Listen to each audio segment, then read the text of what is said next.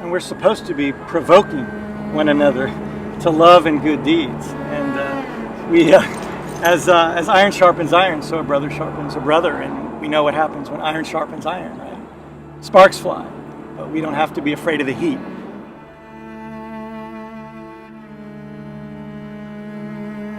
All true ministry fundamentally is incarnational. If it's not in and among, and it doesn't have the taste and the smell and the flavor, and you're not rubbing up against one another, it's not true ministry.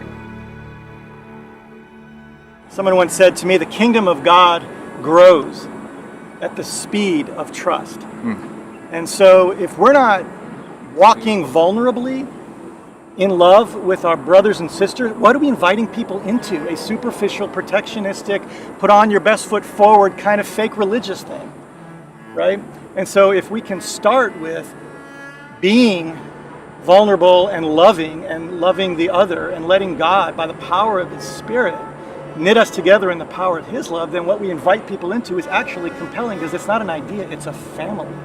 It's a community. God did not send a sermon into the world. He didn't send a doctrinal statement into the world around which to unite. He sent His Son into the world and wants us to be in relationship with Him through that relationship with what is essentially love incarnate. We're not here to convince. We're not here to win this argument. If we can just win this argument that will convince you to embrace our belief system and have sort of ideological victory and this sort of thing. No, we're going to demonstrate the fact that in this city that Jesus is coming back to reestablish the throne of His father David, and He's going to restore all of creation, and there's a beautiful kingdom that the heart of every man, woman, and child throughout the earth yearns for, whether they're even intellectually in touch with that or not. The informational only becomes transformational when it's relational.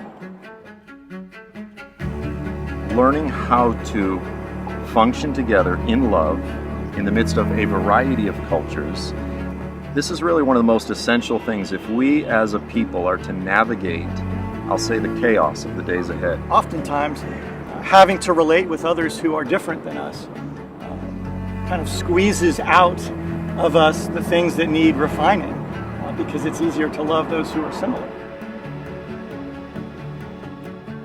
The Volatile Vortex is really the place where 2,000 years of Christian history intersects with 4,000 years of Jewish history, which intersects with 50 plus years of the modern Messianic Jewish movement. But the most important thing, which is beyond cultural preference, beyond even theological conviction, but I believe that God has only given grace to unify in one thing, and that thing is a person, and His name is Yeshua.